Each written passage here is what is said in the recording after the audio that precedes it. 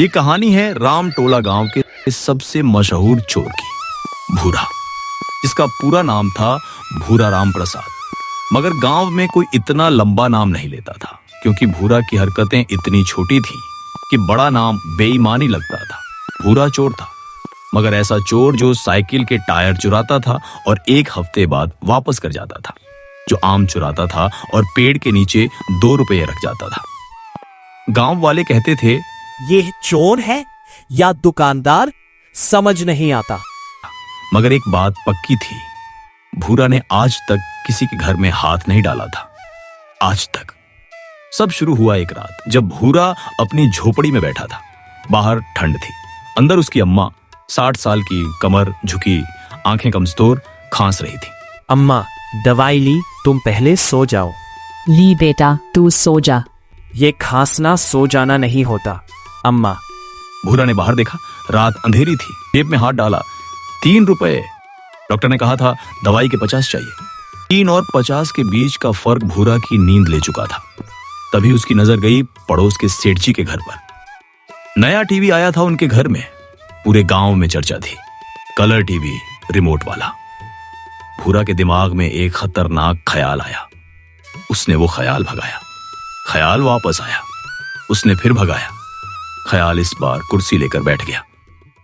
रात के 12 बजे सेठ जी का पूरा घर सो चुका था। भूरा दीवार के पास खड़ा था, हाथ कांप रहे थे, पांव कांप रहे थे और दिल इतनी जोर से धड़क रहा था कि उसे डर था कहीं सेठ जी सुन न लें। उसने अपने आप से कहा। कोई जवाब नहीं आया। यह मैं क्या कर रहा हूँ? अम्मा की दवाई के लिए कर रहा हूँ। ठीक है यार, खुद ही बोल रहा हूँ, खुद ही सुन रहा हूँ। वो दीवार फांद गया, अंदर घुसा। अंधेरे में हाथ से रास्ता था, एक टेबल, एक कुर्सी और वहां कोने में चमकता हुआ नया कलर टीवी। भूरा ने टीवी उठाया। भारी था, इतना भारी कि भूरा को लगा शायद सेठ जी ने अंदर ईंट भरवा दी है। वो धीरे धीरे बाहर की तरफ बढ़ा। तभी चोर चोर, पकड़ो पकड़ो। भूरा की रूह निकल गई, पीछे मुड़ा।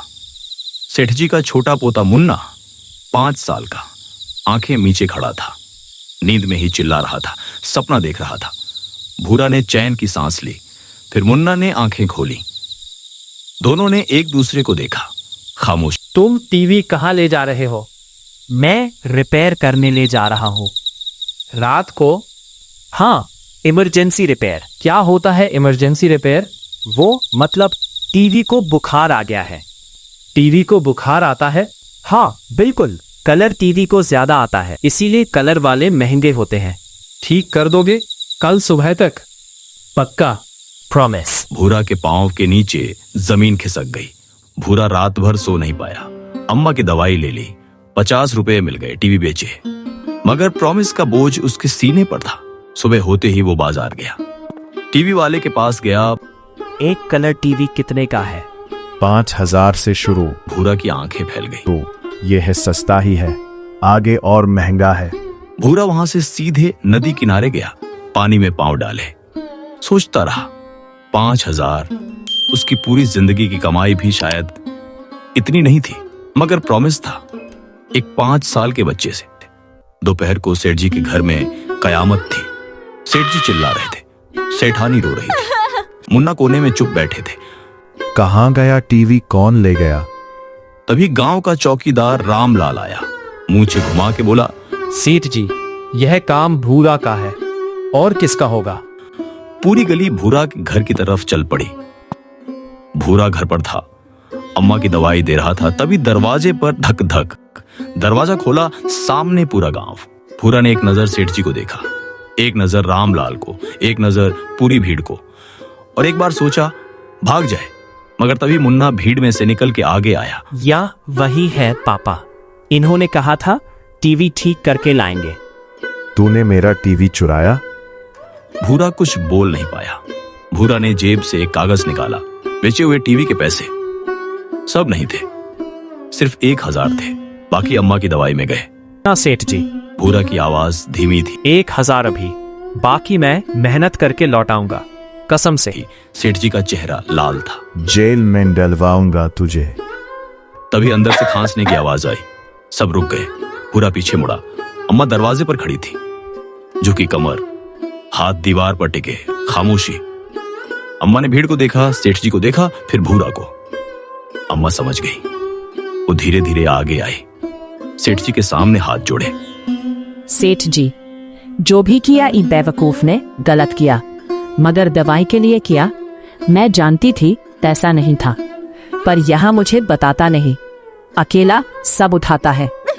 अम्मा की आंखों से आंसू गिरे। सजा देनी है तो मुझे दो, यह तो बस एक माँ की दवाई के लिए पागल हो गया। पूरी भीड़ में से कोई नहीं बोला। रामलाल की मूछें रुक गई। बहुत देर तक खामोशी रही। भूरा 1000 रख अपने पास। भूरा ने हैरान होकर देख। दवाई के लिए और टीवी का कुछ नहीं कह रहा, मगर अगली बार नहीं होगा सेठ जी, कसम अम्मा की। टीवी ठीक हो गया? देखा। भूरा ने एक पल सोचा। हाँ मुन्ना, हो गया। मुन्ना खुश हो गया। मैंने कहा था ना, ये अच्छे रिपेयर वाले हैं। पूरी भीड़ में एक हल्की सी हंसी फैल गई। उस दिन के बाद भूरा ने चोरी नहीं की, कभी नहीं। उसने सेठ जी के घर में काम मांगा, सेठ जी ने दिया। गांव में धीरे धीरे सब जानते थे क्या हुआ था, मगर किसी ने पुलिस को नहीं बताया। कुछ साल बाद भूरा की एक छोटी सी दुकान थी। अम्मा ठीक थी और मुन्ना अब बड़ा हो गया था। रोज स्कूल जाते वक्त भूरा की दुकान के सामने रुक के कहता, आज भी कोई टीवी खराब हुआ तो मुझे बताना। भूरा हंस देता। तेरी वजह से सीधा हो गया यार। सावित्री दादी, जो गांव की हर कहानी की खामोशी से गवाह थी, अपनी खिड़की से यह सब देखती रही। एक दिन किसी ने पूछा, दादी भूरा अच्छा था या बुरा? बेटा, जो एक बार बुरा करे वो बुरा नहीं होता, जो बार बार करे वो बुरा होता है। भूरा ने एक बार किया और फिर पूरी जिंदगी अच्छा किया, तो तुम ही बताओ वो क्या था? क्योंकि मजबूरी इंसान से कुछ भी करवा सकती है, मगर एक सच्ची माँ की आंखों में आंसू वो किसी भी बुरे इंसान को सीधा कर देते हैं। और एक 5 साल के बच्चे का प्रॉमिस, वो तो भगवान का लिखा होता है।